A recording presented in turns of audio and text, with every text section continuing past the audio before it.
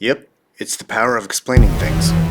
Let's talk terminology so you can get a better grasp of what I'm actually saying in every single one of my tutorials. So when I'm sputtering off words, you won't think I'm so much of a chicken clown. When we're fold tracing and fold cutting and hot glued paper macheting and working with eye loops and grip tips and yeah, even now you're like, okay, I need to invest some time in this. Really understand what this dude's talking about. Oh, and this is going to be a full video of every single thing that I actually talk about in terms of terminology. So it's going to be cut up in chapters, so if you want to skippy dippy doodah around, you can most certainly do that. Or if you want to take a trip with me through the whole video, I will do my best to explain everything and bring you a little entertainment. Also, a special treat for you, the terms glossary PDF will be free for you in a download link in the show notes below. Just click on the link and it will automatically download in your downloads folder. Okay, enough of this jibber jabber. Let's get into this. We got the PDF download on the screen here. I'm gonna go ahead and just do this and start here. FTFC, which is Fold Trace, Fold Cut. Basically, it's just off your template design in half so you can trace and fold on a grocery bag paper stock. When you fold it in half, fold line, you just place your template. On the template downloads, you should see an arrow pointing either left or right that says CF, and wherever the tip of the arrow is, you're gonna place that straight flat edge onto that center fold, because basically we are going to be mirroring both sides in a symmetrical form on both sides. That's just the way I've designed things. Let's move on. Center fold basically is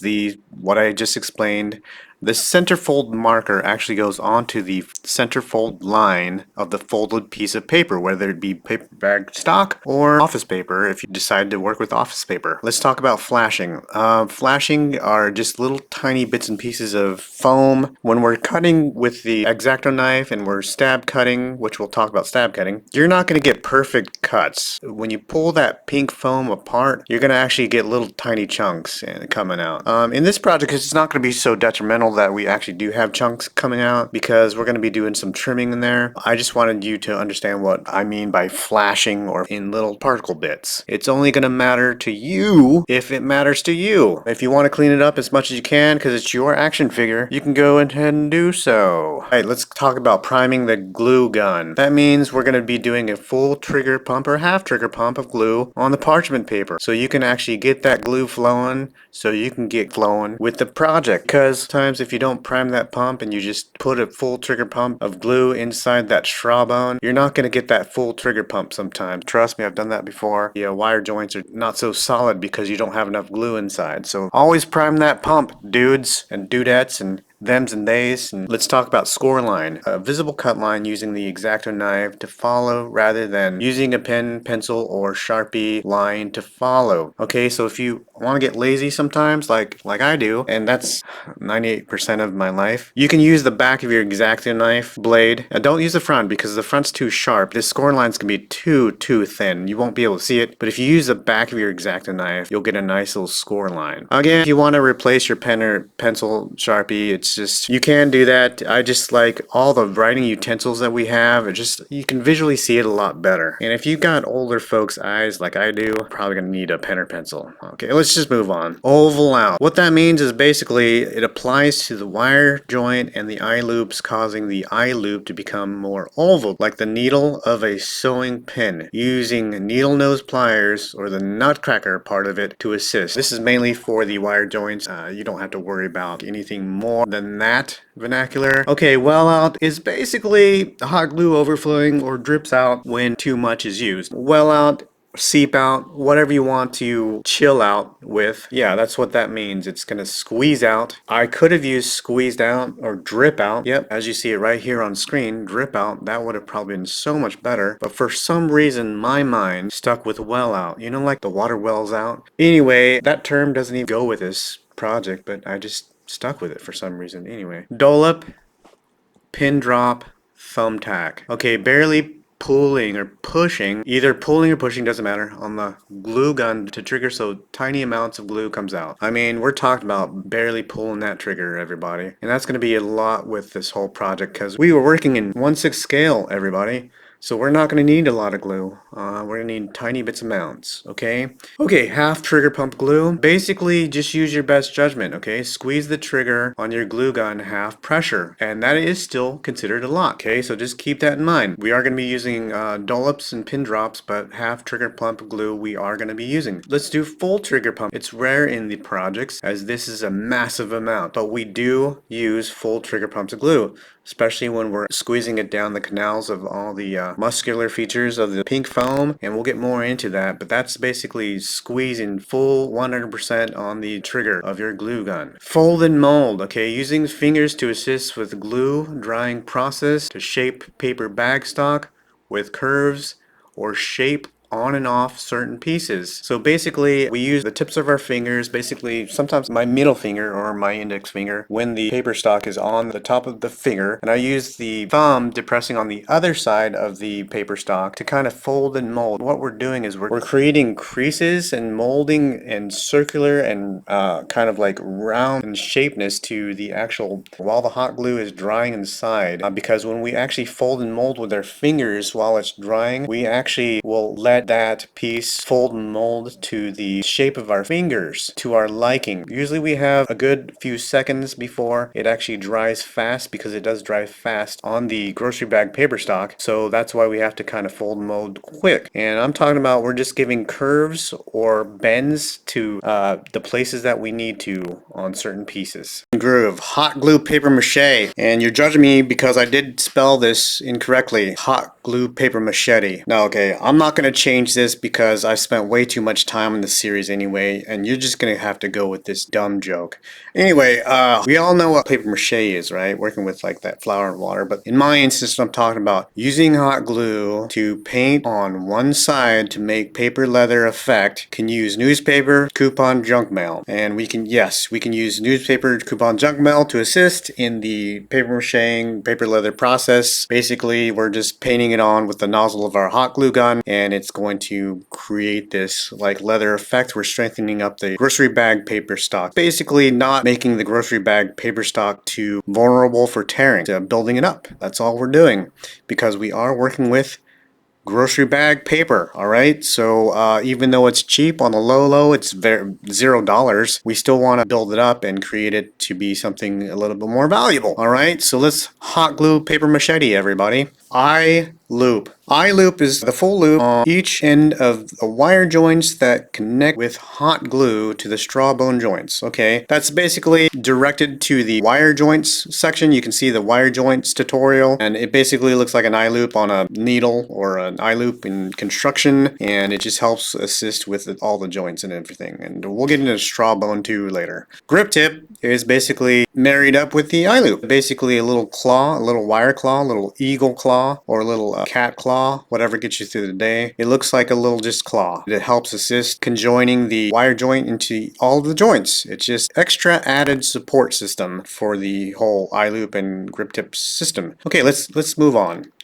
Arrow feathers. This is going to be more directed to the torso mid-body section. We get into that a little bit more later, but it's more of like it just shaped as an arrow, and we cut down the arrow lines and right through the middle, and we create these crow toes, which actually creates a kind of like a bend or wraparound effect for all the cloth or all the dressing for the action figure, like all the apparel, if you will, the grocery bag paper stock apparel, and it just wraps around whatever appendage or body part that we are creating. All right, so that's a little fun little thing here. Let's move on. CFH. Okay, that goes a little bit with the arrow feathers, but CFH, which is this crow's foot hinge. We use the arrow cutout for the torso cover to help create a bend point around the body or the actual apparel. We are going to be using that in other places or other designs, mainly the clothing, if you will, slash grocery bag covering, but that's what that means. It's just this fun little way to cut the paper, claw it onto one side, and actually create this cool little wraparound effect.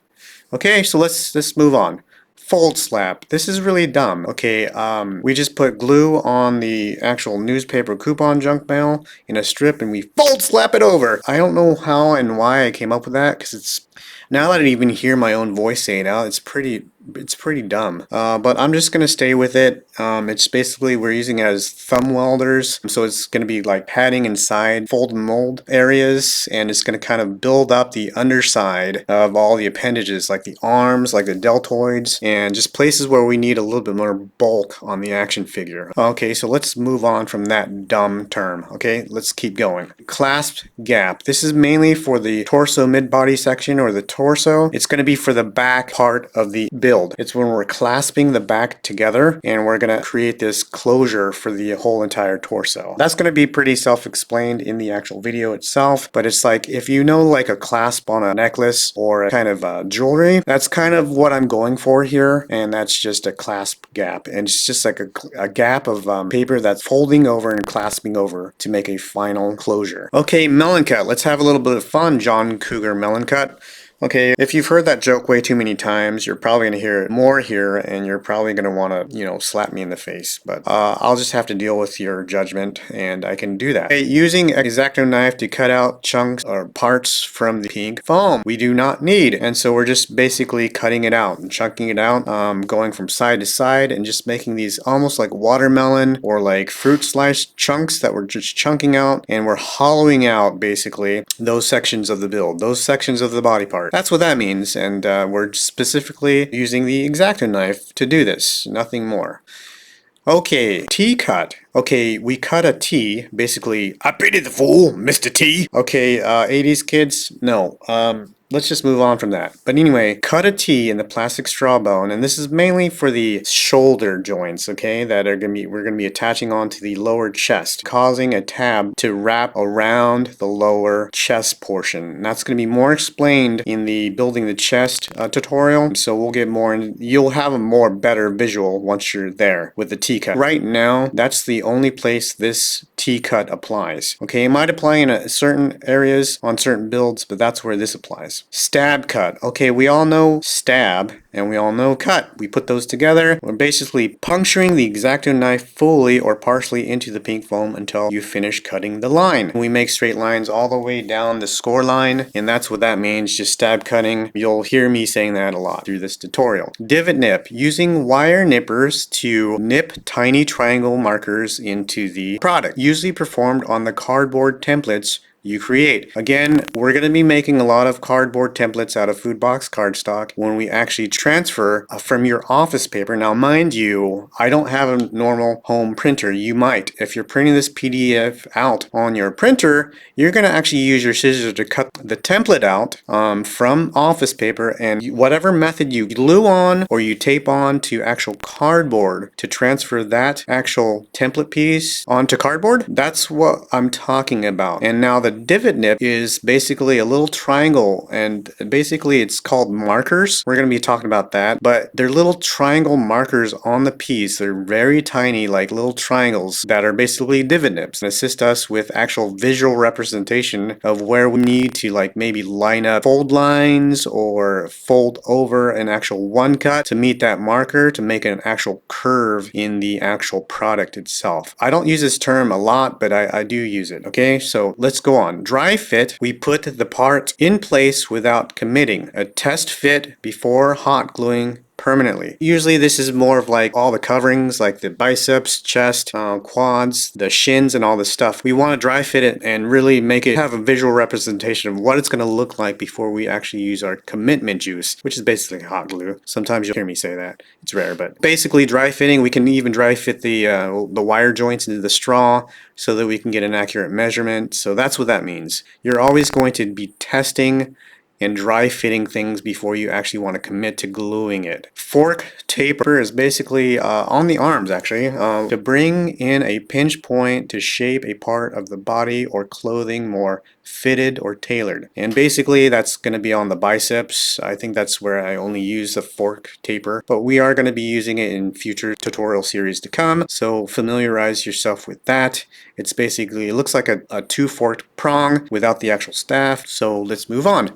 Dome Fork Taper, or DFT. Basically, it's almost like an F flag, a two-cut point to perform a dome shape when hot gluing, used on bicep arm template for shoulders. Basically, this this is going to be where we actually shape and make the roundness of the actual shoulders, okay? And this is a cool little cut that I've designed to help shape, fold, and mold the actual top shoulders, and that will probably be used in future tutorials to come. Okay, let's talk about the one cut. Is just cut once to perform a fold over a glue point. It might even perform another task like rounding out some edges, but that's mainly what that means, okay? You're just cutting it once and that's it. A marker is usually assisted next to a one cut because the marker is usually telling where the one cut or the fold over is going to end, where the glue is going to be actually sealed. Okay, you're not going to go over that marker, but that's just going to tell you how far you need to fold. Anyway, I'll read this out loud. Marker, a triangle cut out to mark a large triangle marking of fold over cut with the wire nippers. That means that we use the wire nippers to make a small little triangle. A cut around where something is totally completely cut out. I'll read this. A cutout on the template in the final product. Massive negative space cut using scissors. So yeah, it could be a hole, it could be a blob, just a really strange shape, but that's what that means. So if you see it on the templates, that means just cut that area out. Oh, this is a fun one. NCFM, Snow Cut for Marker. Cut out on the template but not on the final product. Guideline, usually for folding. Okay, so basically a guideline usually for folding on the final product. We're definitely not cutting it out on the final paper bag stock because we are using that as a big fold guide. But on the template, we're going to be cutting it out. Hopefully we have a template series where I actually show you how to cut a no cut for marker. It's just basically like we're cutting a thin spaghetti line out so that the point of the pin, uniball, signo pen or pencil or whatever utensil you're using, can fit in that little slot and make a line. PCO or potential cutout on a fold trace fold cut, only one side that is mirrored, pick a side, is cut out. It means pick a side, any side, and you're going to cut that side out, whether it's the left or the right. It doesn't matter which side, you just pick one side, and that means that that side goes away while the other one is most likely a glue tab. Bend fold means that we are actually making fold lines, but we're actually putting a curve into it. We're using our fingernails, so it's a bend fold, not a standard straight fold. Put a slight curve in it with your fingernails. Okay, that's a fun one. Okay, and we do go over that where we actually use our fingernails to put a little bit of a curve in the fold, making the fold a little bit more round and more shapely. It usually has to do with the clothing or the paper bag apparel. That's a fun one. Fold, yeah, it's just a standard fold. Nothing big about that, just a straight line. Cut one side, not the mirrored side, usually from a fold trace fold cut. See torso cover tutorials. There is one. This is really rare. It's usually regarding the crow's foot hinge. We only do it on one side of the mirrored side. This way, this is very rare, but it's basically, it might be an arrow pointing up or down to tell you which direction a part needs to be facing, whether it's up or down, left or right. And this is rare, but I think it is used a few times. Okay, here it is, straw bone hole. Straw bone hole is just basically, like the vertebrae hole. It also could be called a vert hole, or could be like another appendage of the wire joint. This is very rare. That's what that means. Moving on to VH or vertebrae hole. That's basically what that is. It's usually in the waistline or the chest going through the taint. That's the only places that it's used. Through the top of the chest, which is the neck, the bottom of the chest with the torso, and coming right out of the taint, I call it. And there's that is SFC Snow Flake Cut. Usually a four-way mirrored cut, mainly of the torso template. Basically, it's on the torso template. We also make pockets with snowflake cut, but it's basically if you go back to grammar school and you fold a piece of paper multiple times, but in this case it's only twice. So that's what that means. This is a fun one, pizza slice or pizza pie fold. It's like a fold that looks like a pizza slice, and we do reference that. It's a fold that looks like a pizza slice, exactly from a 2-point cover narrow to a 1-point corner. That's it. So that's a fun one. That's it. We've gone through a lot of our stuff here. So if you need to refer back to all of this, that's where this is going to be living and breathing. Thanks for hanging out to engage in a very, very intellectually engaging and stimulating talk about terminology and crafting with trash. Anyway, thanks. Like, subscribe, and share.